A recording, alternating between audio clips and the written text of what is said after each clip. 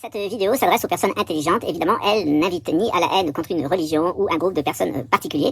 Elle vise à s'amuser d'abord, puisque c'est une chaîne d'amusement, mais à penser aussi à parler du déterminisme historique et de la façon dont nous sommes piégés par le déterminisme. Bonjour les amis, j'espère que vous allez bien. Je suis Pascal Tringuy, la Macunzang. Nous allons aujourd'hui, bonjour à tous, nous allons continuer aujourd'hui le cours entamé le mois dernier. Donc le mois dernier, je vais faire un petit résumé de ce qu'on a fait le mois dernier. On s'est posé la question, où sommes-nous et où en sommes-nous? Bon, ça c'était la question. Donc on a découvert bien qu'on était dans un univers à 3 niveaux. C'est un univers à 3 niveaux, mais il y a 10 niveaux de réalité. Mais retenez qu'on est dans 3 univers différents. On a un univers qui est sans forme, où tout le monde est invisible, et c'est surtout de la conscience. Tout est saturé en conscience, mais on n'a pas de corps, on n'a pas de forme. On a des corps, mais subtils, et il n'y a pas de forme.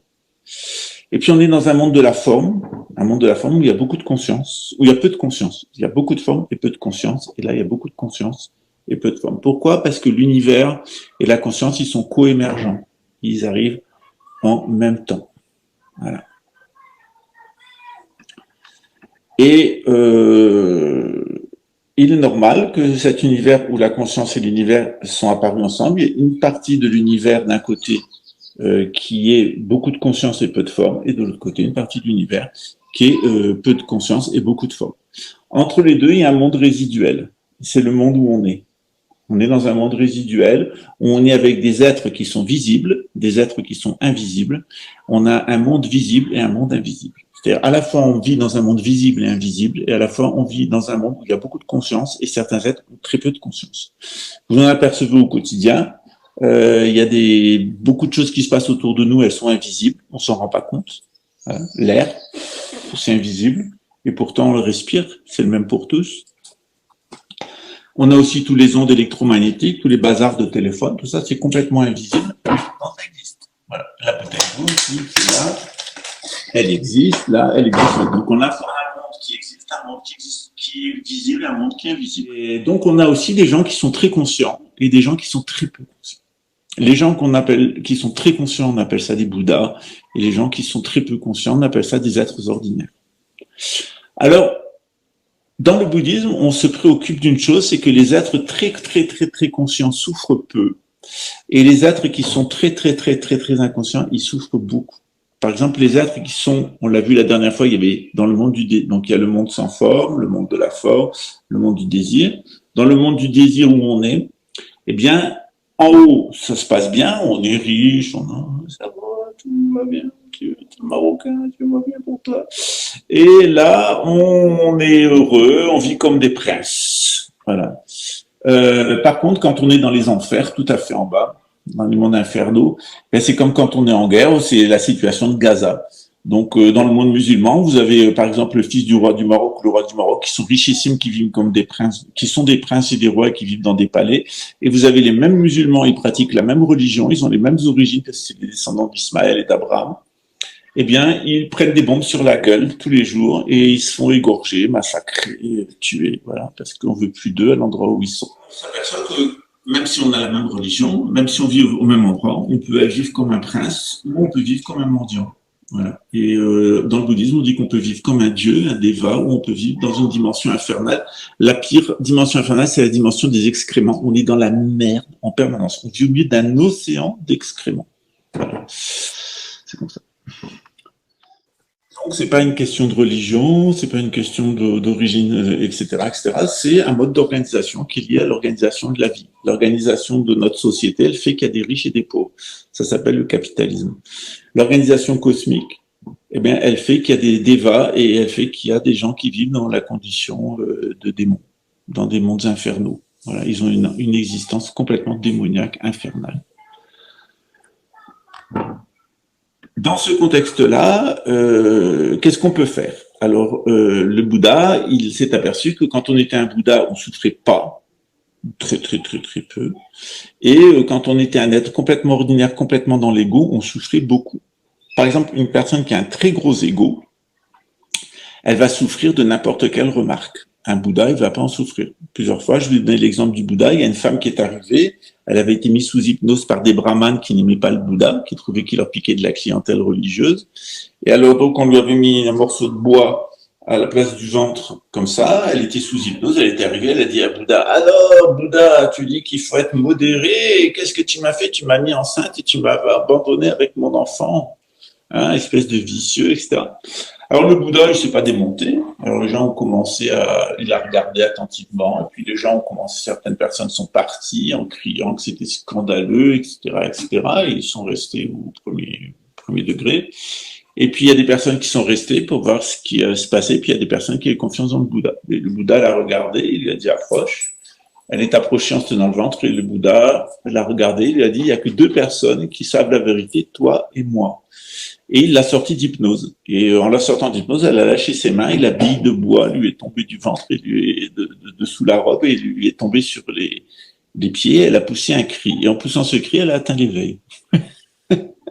Voilà. Donc, l'essentiel dans cette histoire, c'est de comprendre que cette femme, elle devait certainement beaucoup souffrir à tel point qu'elle avait été mise sous hypnose. Et le Bouddha, lui, n'avait pas souffert des fausses accusations. Voilà. Alors, il aurait pu être affecté, il aurait pu se justifier, il aurait pu être affecté, il aurait pu se justifier, etc. Il pouvait avoir toutes sortes de réactions, mais il a choisi d'avoir cette réaction-là. Le Bouddha, au cours de son expérience, donc, il s'est aperçu qu'il y avait des gens qui souffraient beaucoup, puis il y a des gens qui souffraient peu. Et lui, en tant que Bouddha, il souffrait pas beaucoup. Il souffrait pas beaucoup quand il était au palais, puisqu'il avait une vie très agréable d'un point de vue matériel, d'un point de vue égotiste. Puis quand il est sorti du palais, il a découvert la souffrance matérielle et la souffrance égotique, où il a été très humilié, il a crevé de faim, il a failli mourir. Il a aussi été très humilié. Et il a cherché une voie du juste milieu, où à la fois on n'a pas à être orgueilleux et on n'a pas à être humilié, on n'a pas à être riche et on n'a pas à être pauvre. C'est pas une compétition, ni pour de l'ego, ni des objets matériels. Et dans ces méditations, il s'est aperçu que l'âme, son âme, elle pouvait naviguer. Elle pouvait naviguer dans le domaine psychosubtil. Qu'est-ce que c'est le domaine psychosubtil? C'est un domaine subtil qu'on ne voit pas habituellement, mais qu'on peut imaginer et dont on va avoir des perceptions. Par exemple, des fois, il y a des gens qui viennent me voir et qui me disent qu'elles sont électrosensibles, c'est-à-dire qu'elles sentent les courants électriques. C'est environ 15% de la population qui souffre des courants électriques, électrosensibles. Et pour ces personnes-là, c'est tout à fait, elles le sentent, c'est une réalité, mais beaucoup de personnes, elles le sentent pas, ces courants.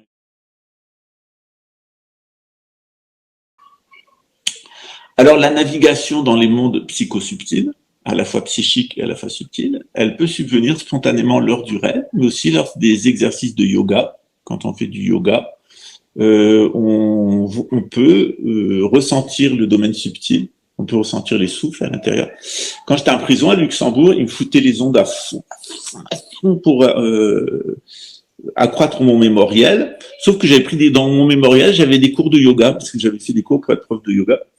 Et donc, dans mon mémoriel, il y a des profs de yoga. Donc, quand ça réagit à l'intérieur de moi avec les ondes au mémoriel, je me mettais à faire les postures de yoga spontanément. Voilà. Et je me suis aperçu que, en faisant les postures de yoga, par exemple la sauterelle, eh bien que véritablement, je ressentais la sauterelle à l'intérieur de moi. Je m'étais même mis à avoir un comportement de sauterelle. C'est tout de ouf. Mais là, j'ai compris que les yogis, en fait, ils avaient observé le comportement d'une sauterelle. Ils avaient compris que la sauterelle, elle existait à l'intérieur d'eux, et en jouant à la sauterelle, eh bien, ça avait des effets sur le domaine psychosubtil. Voilà. Ça paraît bizarre, mais c'est comme ça. Donc cette navigation, elle peut survenir dans les exercices de yoga, mais elle peut survenir aussi dans les prises de substances hallucinogènes. Voilà.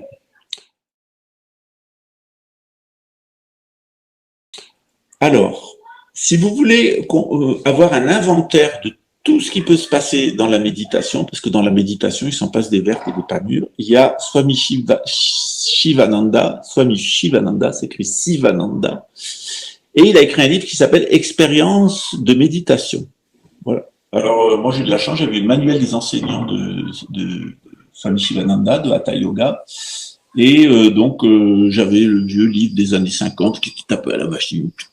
Dessus, c'était ne pas divulguer en anglais, secret, reserved to the teachers. Etc.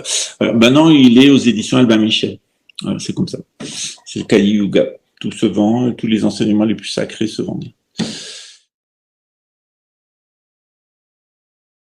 Où le Bouddha intervient dans ce processus, qui nous dit non, vous êtes une nature Bouddha. Tout le reste, c'est secondaire. Donc, on distingue notre nature Bouddha, ou l'identité fondamentale, ou l'identité ultime, et de l'autre côté, l'identité mondaine, notre jeu de tous les jours.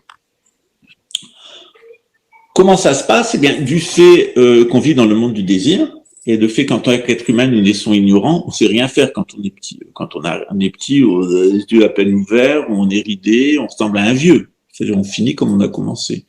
Voilà, on a la tête qui a été un peu écrasée. C'est pas agréable de naître. Hein.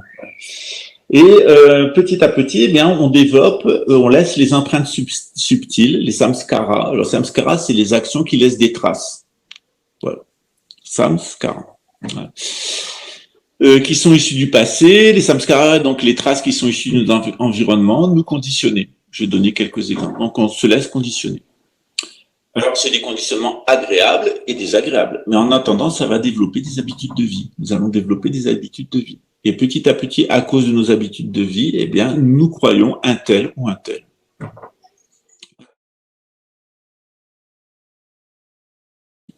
Alors, 4 yogas sont considérés comme des yogas suprêmes. Et deux yogas sont, donc il y a 6 yogas en tout, 4 sont considérés comme des yogas suprêmes. Et 2 sont considérés comme des yogas ordinaires. Je vous ai enseigné jusqu'à présent les 2 yogas ordinaires. Quels sont les 2 yogas ordinaires? Le premier yoga ordinaire, c'est la prière. C'est-à-dire, on prie pour renaître dans la terre pure de Dewachen. Ceux qui ont fait avec moi l'initiation de Chenrezi, à la fin de l'initiation de Chenrezi, on a chanté ensemble la prière de renaissance dans le paradis de Sukhavati, Dewachen en tibétain, le paradis du Bouddha Amitabha. Mais Padmasambhava, il a aussi son propre paradis qui s'appelle Zandok Palri. Voilà. Et on peut aussi faire des méditations du Guru Rinpoche.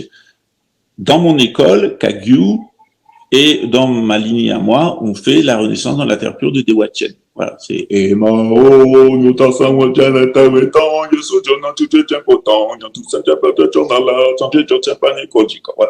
on dit. On a utilisé une image et l'image a été prise formellement. Et au quotidien, c'est tout ce qu'on fait. On se tient à des images. Par exemple, si j'étais arrivé torse nu, avec la casquette en arrière comme ça, j'aurais donné une forme de moi, une image là, peut-être vous aurez été moins attentif là. Et pourtant, j'aurais dit exactement la même chose là. Je t'aurais parlé du Bouddha, je t'aurais parlé de l'éveil, je t'aurais reparlé de la réalisation métaphysique, je t'aurais parlé d'univers d'âge, je t'aurais dit exactement la même chose, mais j'aurais pas utilisé la même forme. Voilà. C'est souvent ce qu'on me reproche. Il y a quelqu'un qui aime bien. Moi, je suis un enseignant spirituel. Ce qui m'intéresse toujours, c'est quand les gens veulent m'enseigner spirituellement et qu'on me dit tu ne devrais pas dire ça, tu ne devrais pas faire ça, tu devrais dire ça sur ta chaîne, tu devrais faire ceci, tu devrais faire ça. Il y en a un en particulier qui est dans Jeunesse Assistée qui s'appelle Diti. Il fait des carreaux comme ça en me disant comment je devrais me comporter. Donc, soit il m'a choisi comme enseignant spirituel et il obéit à ma discipline, mais moi, j'ai pas envie de l'avoir comme enseignant. Voilà. Donc, je reste très aimable avec lui, mais ça me gonfle. Voilà. Et je ne suivrai pas sa discipline parce que j'ai pas envie d'être comme lui et j'ai pas envie d'être lui. Voilà. Et tous, on est formaliste comme ça. Ça, c'est vraiment un exemple de formalisme. On me dit, voilà, quelle est la forme que tu devrais adopter. Voilà la forme, etc., etc., etc., etc. On me fait perdre mon côté naturel, spontané, la validité de mes enseignements, eh bien, en m'obligeant à être dans une certaine forme. Par exemple, quand Anna me dit que t'es mieux avec la moustache, elle me prépare avec une forme qui a une moustache. Est-ce que ça change quoi que ce soit à mon enseignement? Non. Et je suis pas là pour faire le bellade, j'ai pratiquement 60 ans, j'ai un cancer, je suis séropositif, je suis diabétique, donc je suis vraiment un vieux pot en fin de circuit. Voilà. Mais bon, c'est gentil de me dire que ça me va mieux la moustache, mais on est dans du c'est très gentil, c'est très affectueux, merci beaucoup, mais c'est du formalisme. Voilà. Et on vit ça au quotidien. Que bien, parce qu'il y a un problème avec les drogues, c'est ce que je vais vous expliquer maintenant.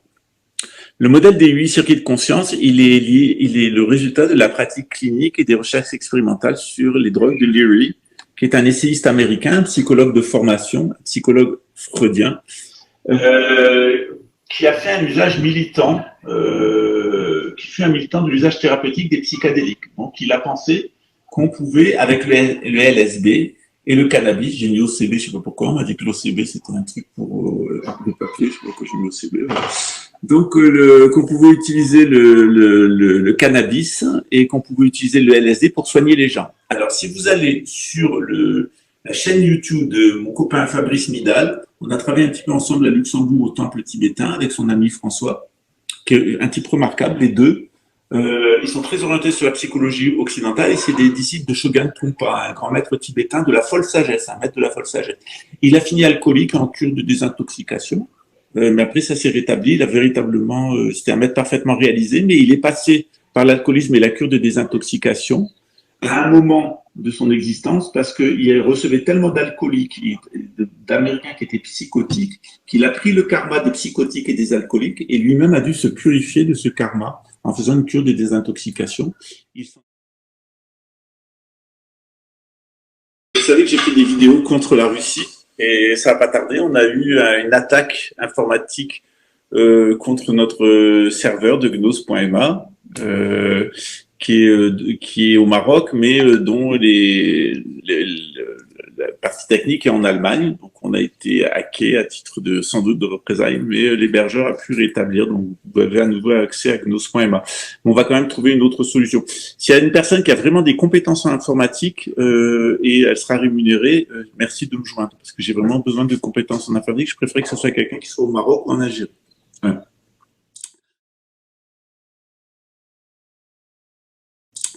Nathalie, est-ce qu'on peut rêver de vie intérieure pendant son sommeil ou est-ce... Oui, on peut en rêver pendant les nuits. Oui.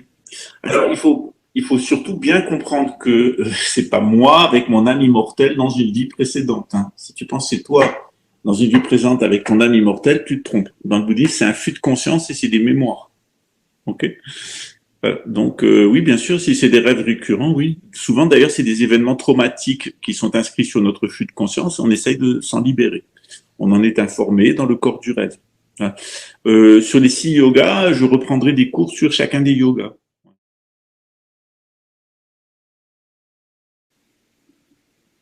On peut toujours être séduit par le propos d'une personne.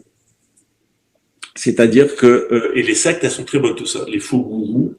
Ce qu'on appelle un gourou en Occident, c'est en réalité ce qu'on appelle un faux gourou en Inde.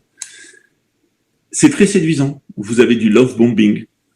Vous êtes bien accueilli, on vous aime, on aime surtout votre soumission et votre portefeuille. C'est comme ça que ça se passe. Et c'est toujours comme ça. Et il y a des adeptes. J'avais suivi à une époque l'épopée du Mandarum. Le mec, il n'avait jamais été initié par qui que ce soit. C'était pareil, c'était de la théosophie, c'était des maîtres dans la salle.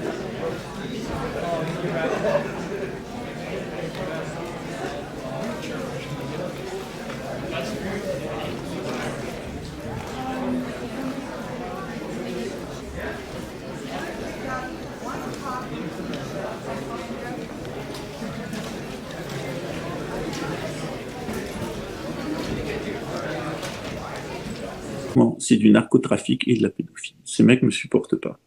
Pourquoi? Parce que c'est sur ça que repose le mysticisme frelaté. La magie noire, parce que le mysticisme amène à la magie blanche, et à la religion, et à l'ésotérisme.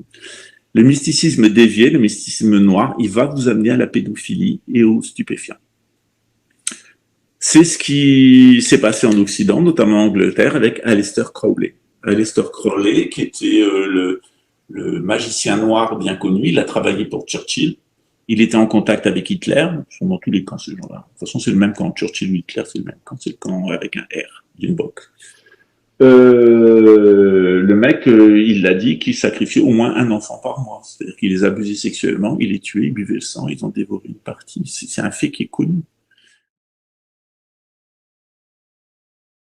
C'est quand même à vous, à nous tous de réfléchir, de savoir qu'est-ce qu'on veut. Est-ce qu'on veut comprendre ce système, être lucide et être heureux malgré lui? Parce que malheureusement, on ne peut pas le changer.